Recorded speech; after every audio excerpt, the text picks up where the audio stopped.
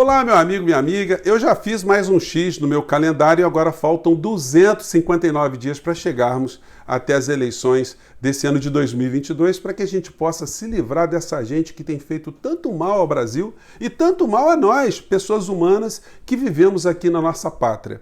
Mas será que todas as situações já estão absolutamente decididas e imutáveis? Ou será que a gente pode ter situações que modifiquem todas as tendências que estão sendo apresentadas pelas pesquisas eleitorais? Será que esse jogo vai permanecer exatamente como está? Será que nós teremos algumas novidades?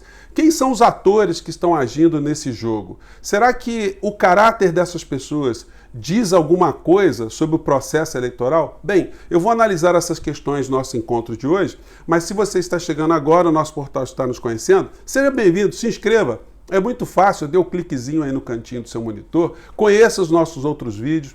Se você gostar, compartilhe, dê o seu joinha, porque é muito importante, mande seus comentários para cá, porque são sempre lidos e são sempre considerados. Gente, a vantagem de estar conversando aqui com vocês é que eu sei que eu estou falando com pessoas muito qualificadas.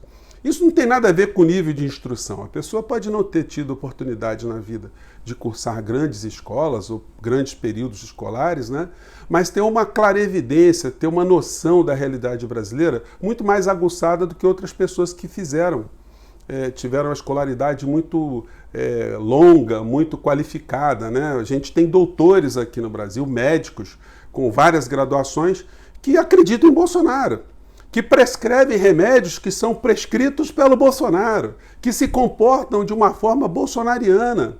Então, o nível de instrução não diz absolutamente nada em relação a caráter, em relação à visão política, em relação à solidariedade, a compromisso com o nosso país, compromisso com as outras pessoas. Então, quando eu estou aqui, eu sei da responsabilidade de estar falando com pessoas que vão falar com outras, vão conversar, pessoas que estão interessadas em ajudar o nosso país a ter outras pessoas entendendo o que está acontecendo de uma forma melhor, né? Mas tem muita coisa que está acontecendo e eu vejo muitos erros, inclusive, entre os meus colegas que são do campo progressista, que estão aqui nas redes sociais, em programas, em espaços como esse nosso aqui. Muita gente já está dando a eleição como resolvida. As pessoas ficam, inclusive, tentando cravar se o ex-presidente Lula vai ganhar no primeiro turno ou se vai ter segundo turno. Muita calma nessa hora, gente, porque os outros atores, eles ainda não entraram nessa campanha. Estão todos se organizando. Não tem ninguém achando que a batalha está perdida. Às vezes eu me flagro analisando esse cenário como alguém que está ali diante de uma televisão. Às vezes eu faço isso, né? Eu estou ali zapeando, pego aqueles primeiros canais ali da NET, da TV a cabo, e tem sempre uma corrida de cavalo ali. Eu sempre fico de brincadeira tentando acertar qual será o cavalo que vai ganhar aquela corrida ali. E eu nunca acerto, né? Eu fico rindo de mim mesmo, né? Como eu não tenho o menor... Eu sou um péssimo palpiteiro nesse assunto corrida de cavalo. E as campanhas políticas, de um certo modo, elas têm um paralelo com a corrida de cavalo. Porque por mais que o cavalo esteja mais bem nutrido, ele tem um histórico melhor, ele tem ali um maior número de apostas em relação à corrida que ele vai disputar, isso não significa que ele irá ganhar, porque senão era muito fácil, né? Na política, as coisas se dão mais ou menos dessa forma também. As pessoas que estão achando que o ex-presidente Lula vai ganhar essa eleição de lavada, elas podem estar levando em consideração o alto nível de rejeição do presidente da República, que de fato existe. É um nível de rejeição absurdo e que a gente nunca viu e que pode fazer com que esse tipo de situação ela defina muito mais pela rejeição a uma candidatura do que qualquer tipo de indução positiva, né, na figura. E o Bolsonaro, ele ajuda, né, gente? Porque a cada dia o Bolsonaro ele ajuda a aprofundar ainda mais esse desgaste da sua própria imagem. Mas ontem eu vi uma coluna do Reinaldo Azevedo que ele reproduz aqui alguns pensamentos que a gente tem falado aqui muitas vezes. A pauta moral no Brasil, ela não será esquecida para essas eleições. O Bolsonaro, quando ele se aproxima dessas igrejas, desses pastores, empresários, vigaristas, ele está fazendo isso com um gesto absolutamente calculado. Ele sabe que boa parcela da população, isso não só no Brasil, mas em países como o nosso, colocam a pauta moral em primeiro lugar. O cara não está preocupado com a economia, ele não está preocupado, até se preocupa também, né, com a condição da sua vida, mas a questão da sexualidade, a questão da família, a questão da religiosidade acaba ficando em primeiro lugar. E se ele consegue identificar um candidato que defende essas pautas, o cara pode ser o maior vigarista, o maior bandido, o maior facínora do planeta, que ele vai acabar recebendo o voto dessas pessoas. Isso explica por que Bolsonaro ele não larga esse pilão, ele radicaliza cada vez mais. A estratégia provável é de fazer com que esse núcleo fique coeso até as eleições de 2022, que ele consiga passar para o segundo turno, e no segundo turno todas as situações adversas que pendem, né, ou que poderiam pender sobre o candidato Lula, se ele for para o segundo turno nessas circunstâncias todas, sejam reavivadas. A questão do mensalão, a questão da corrupção, do petrolão, depoimentos de pessoas que fizeram parte dessas histórias todas. Isso tudo será requentado, mas pode ser requentado inclusive antes do segundo turno. Então a gente pode ter um enfraquecimento desse índice, essa indicação de votos que o ex-presidente Lula recebe hoje. E as campanhas sabem disso, a campanha do PT sabe disso, o ex-presidente Lula sabe disso, os seus competidores sabem disso. A gente vai ter um universo aqui no Brasil totalmente diferente do que nós tivemos em muitas outras eleições. Nós vamos ter as redes sociais atuando de uma maneira muito mais intensa, com muito mais equilíbrio, né? Porque o Bolsonaro ele conseguiu ter uma prevalência muito grande em 2018, que não terá agora. Agora nós temos a Justiça Eleitoral, que vai colocar alguns freios, alguns desses personagens, desses criminosos bolsonaristas, não vão poder atuar nessas eleições de 2022, mas nós temos a máquina e nós temos também o comportamento dos grandes veículos de comunicação. Então, gente, o jogo vai ser jogado, não tem nada absolutamente decidido, porque se isso fosse assim fácil, os outros candidatos já estariam desistindo, estariam buscando outras situações. A verdade que nós temos hoje, que nós percebemos no cotidiano, é essa rejeição visceral que a maior parte da população tem em relação a Bolsonaro. Mas ele está se apegando numa possibilidade de ir para o segundo turno com o ex-presidente Lula para encontrar nele o seu opositor predileto.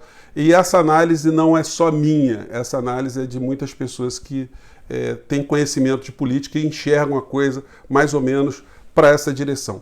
Mas aí, quais serão os outros panos de fundo? Bom, vamos pegar aqui uma situação que tem se debatido agora.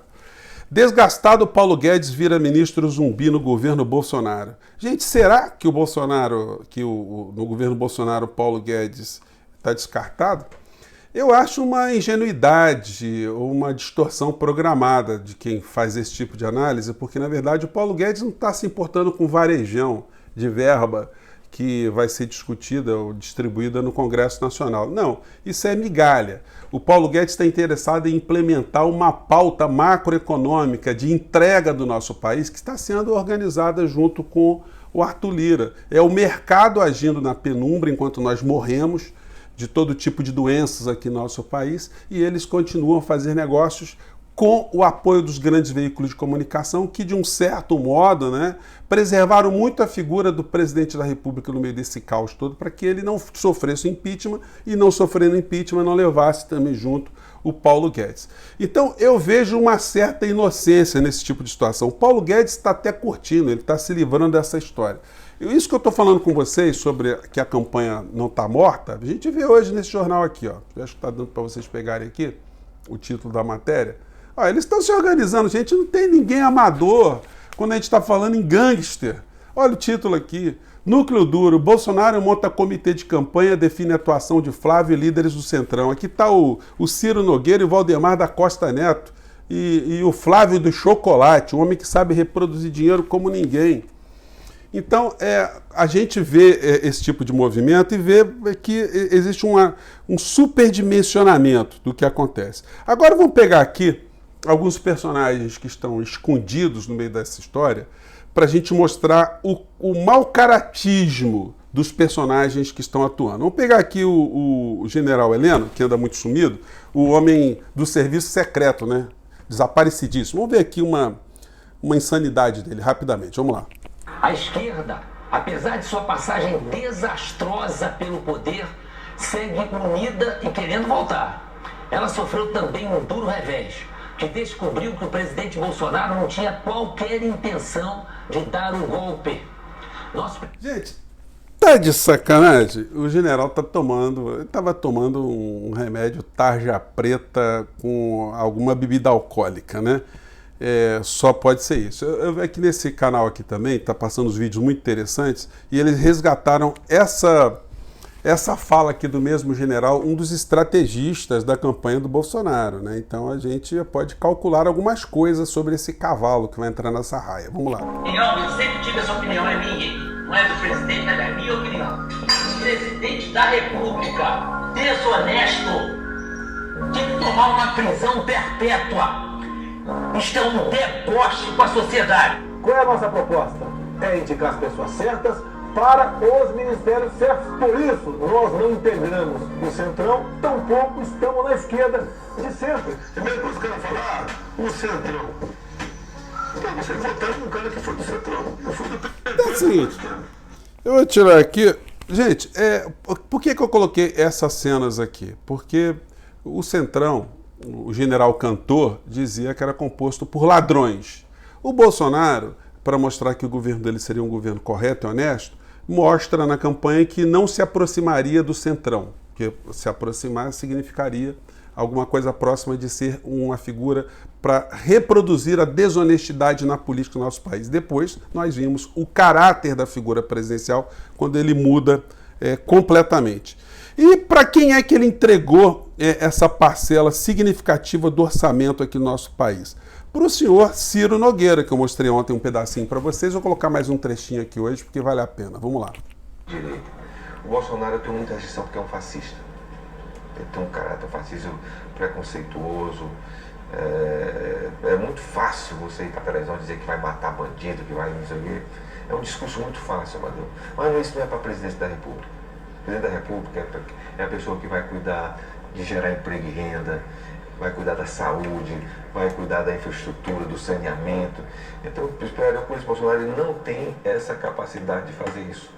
Não tem essa capacidade de fazer isso. Ele nunca geriu nada, sabe? Nunca foi...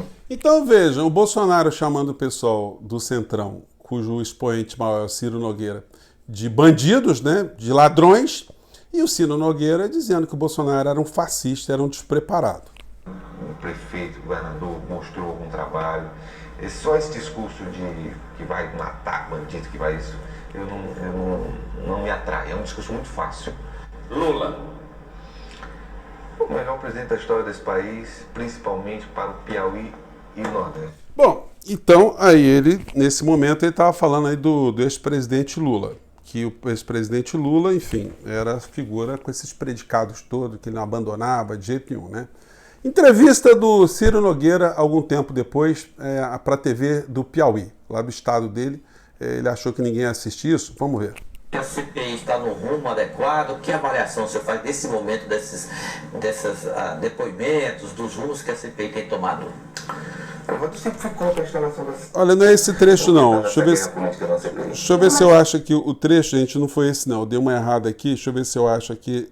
Acho que é aqui. Vamos ver se é nesse trecho aqui. Vamos lá. São notícias, sobretudo na semana passada, você estava nos Estados Unidos, acompanhou tudo, de que setores da oposição estariam já procurando o PP para uma reaproximação com o PT, especialmente com o ex-presidente Lula. Isso tem sentido? O senhor projeta esse caminho na disputa presidencial do PT que não seja na base do presidente Bolsonaro?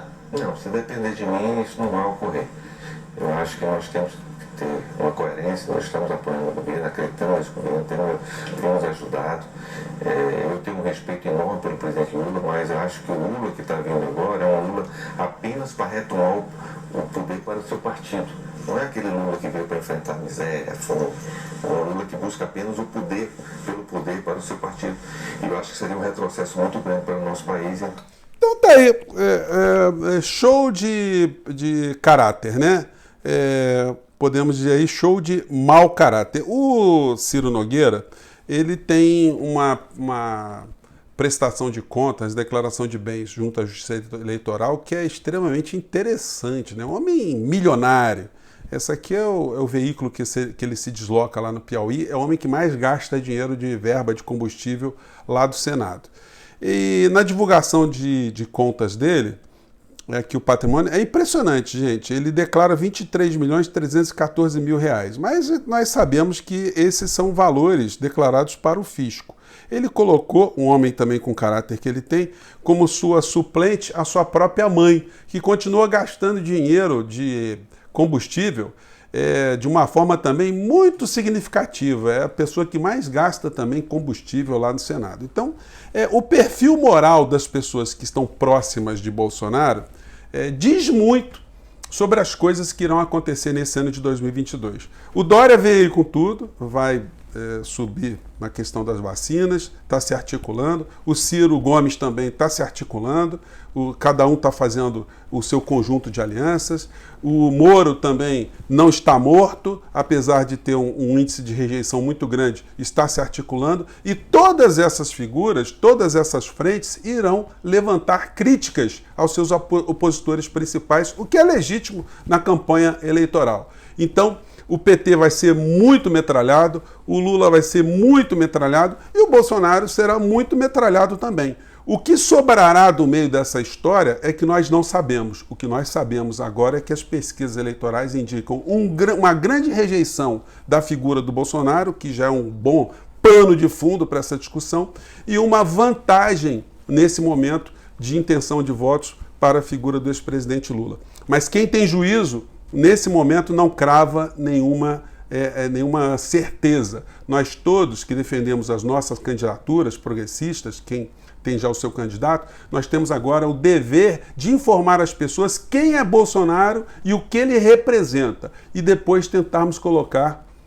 as nossas candidaturas, as nossas preferências em primeiro lugar. Se a gente não faz isso, a gente enfraquece o debate quando a gente encontra uma pessoa que ainda é simpática ao Bolsonaro. Gente, espero ter jogado aqui algumas reflexões, quero saber a opinião de vocês, por favor escrevam aqui para o nosso portal. Enfim, um grande abraço, eu vou convidar aqui os candidatos, eu tinha falado que ia convidar o Lula, já está convidado, o Ciro Gomes está convidado, e algumas pessoas têm pedido para convidar outros candidatos também. Vamos analisar aqui, vamos tentar ver o que a gente pode fazer para levar mais informações para as pessoas que acompanham o nosso portal. Gente, um grande abraço e até o nosso próximo encontro. Tchau!